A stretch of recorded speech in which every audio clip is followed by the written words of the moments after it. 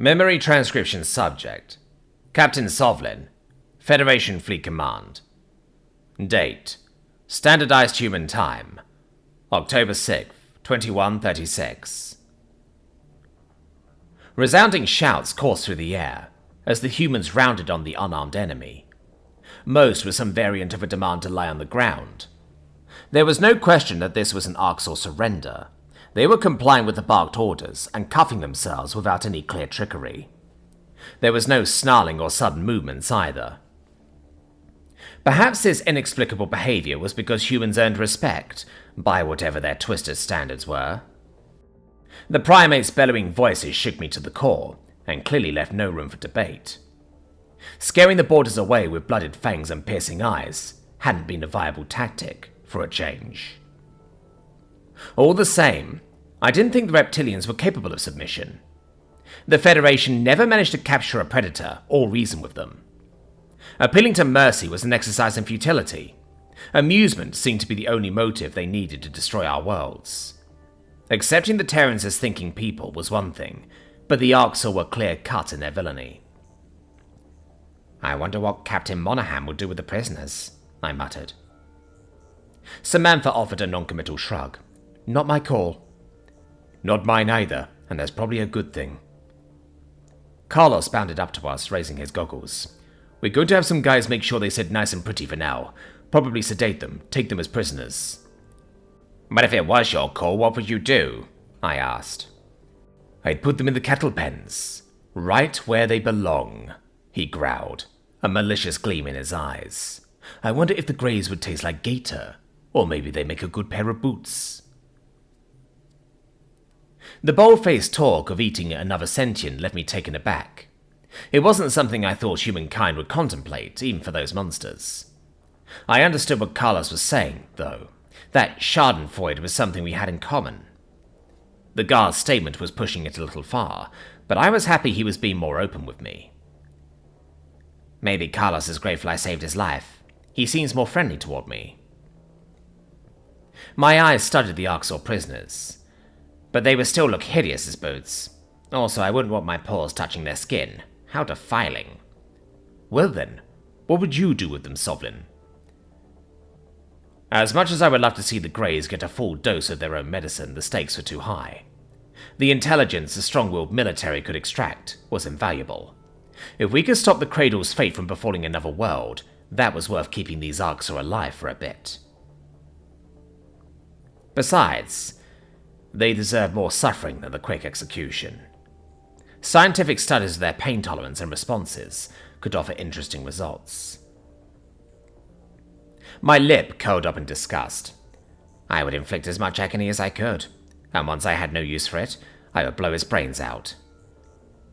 "You already knew the answer to that, Carlos," Samantha hissed. "Remember why he's here? You two have fun with your chat."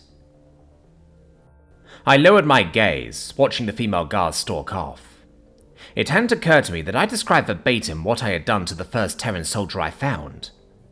After recognizing the parallel, Carlos would surely lose interest in speaking with me. It confused me why he didn't lope after her, but a part of me still hoped we could make progress. "I am sorry. The irony is, somehow, I think you might be the only species who can understand why I did that." I sighed. The human crossed his arms, a conflicted glint in his eyes. "I understand why, if we were the Arxor. But you didn't even consider or research Marcel Fraser's story, nor did you listen to the Venil that backed him up." "I did research. The Federation's database pegged you as a species of genocidal conquerors who do nothing but war." My spines bristled, as I recalled the atrocities in the original briefing. Then I watched videos of humans gassing children and nuking your own cities. And you lecture us about stampedes. I still don't get you. "That history makes a lot of us angry too.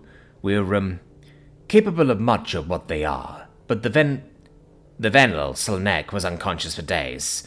What we knew was the Republic cut off all communications, chased off 8 ships at gunpoint, and took every Federation visitor hostage after they met you. It was an obvious conclusion, at the time, that humans coerced them into those actions." "But that's just not true. You know that." Now, in my pause, would you have thought humanity was friendly and empathetic? When you seem so much like the Arxor, the only other known predators? The guard didn't say anything, but his ocular relaxation showed that my point landed. He pursed his lips and scratched the back of his neck. It was obvious he was hesitant, to vocalize understanding for the torture of his own kind. Perhaps his concern was that nearby soldiers might overhear. Let's just say by the time Slanek woke up, it was too late. I had to be right about you, or else I was a monster. My voice cracked, and my eyes blinked shut to seal away tears. I'm not defending, Carlos. I can't live with what I've done. Not since it hit home. I don't expect anyone's forgiveness. The predator patted my shoulder once, with a surprising amount of gentleness. No words tumbled from his lips, but that was more consolation than I deserved. The guilt enshrouding my heart eased for a brief moment. I realized how badly I had needed one of the humans to understand. Carlos cleared his throat, and his gaze dialed in on the Arxor prisoners. A human had a boot planted against one's tail, with a gun barrel pressed against his skull.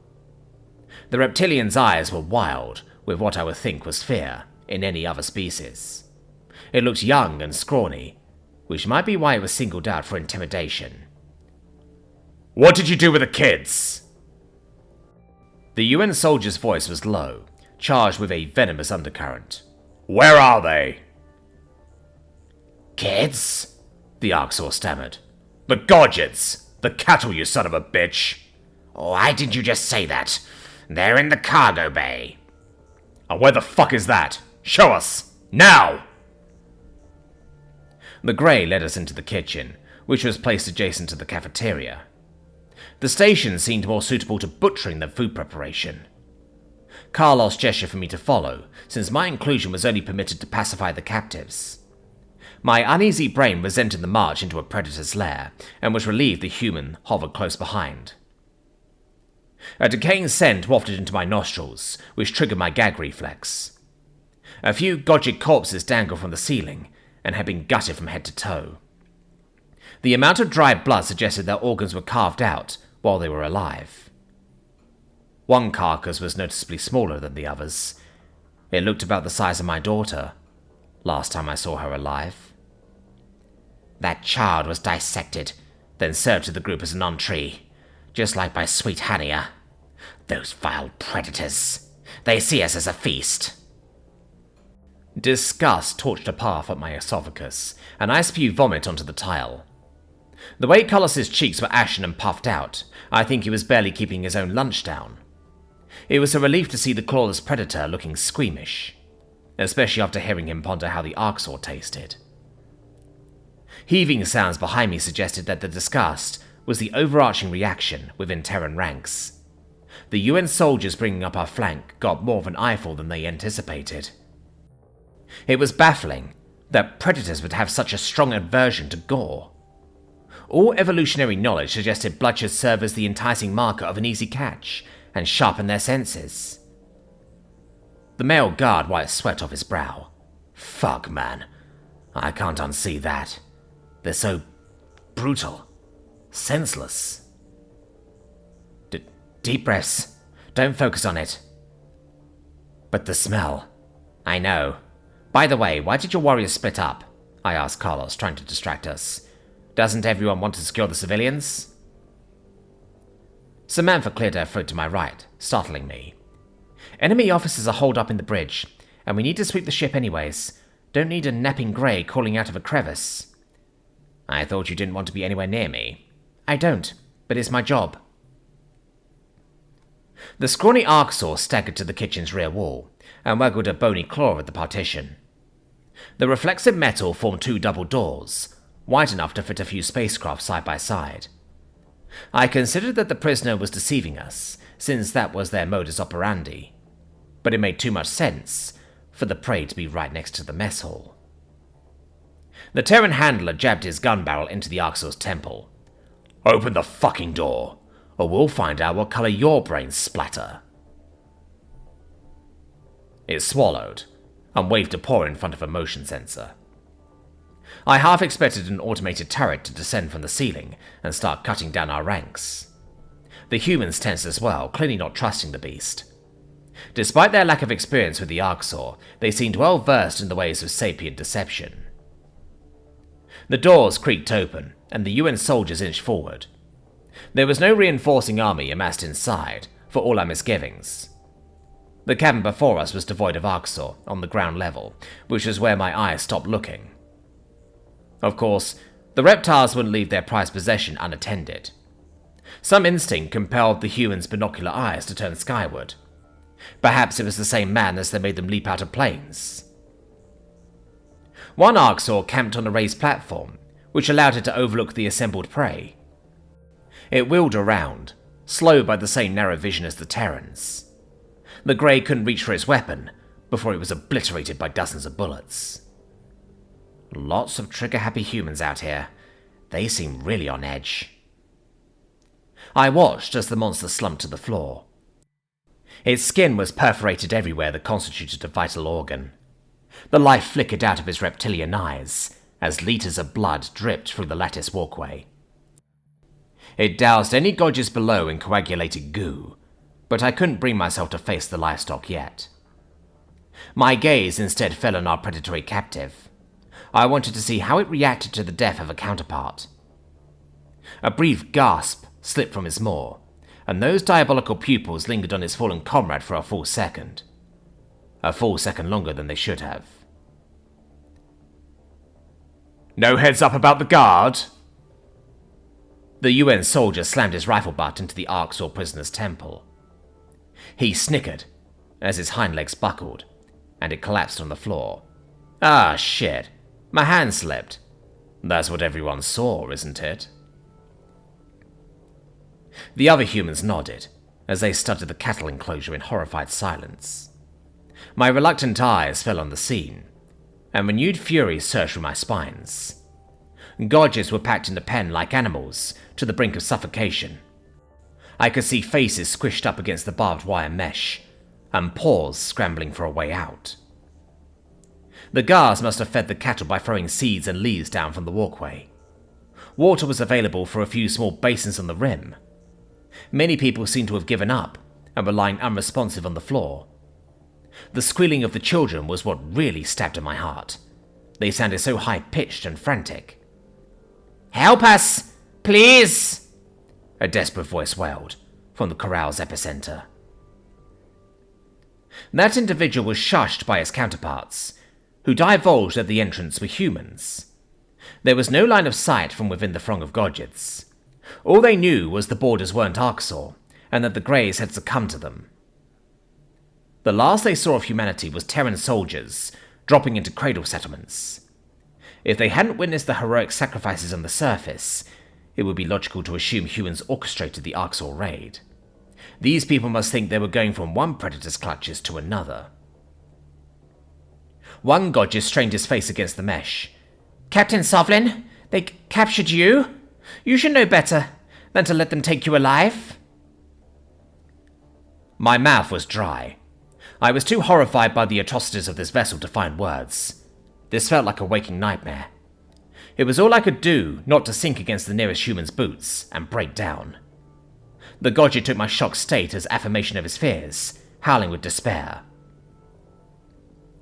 Carlos shuffled forward, kneeling by the cage's edge. He tugged at the material which did not budge, and bared his teeth in obvious frustration. The muscles in his shoulders were quivering, with a primal rage that he was struggling to restrain. The predator couldn't bear the sobbing kids any more than I could. A growl emanated from his chest, and his brown eyes narrowed to slits. The compulsion to break the sapient livestock out of the cage all but possessed him. There was a franticness in his motions as Samantha passed him a cable cutter. Carlos clipped the first strand, and other humans ambled in to help peel back the material. The Terran's haste was enough to snap me out of my trance. If I didn't get through to the Godges, they would stampede right over their saviors.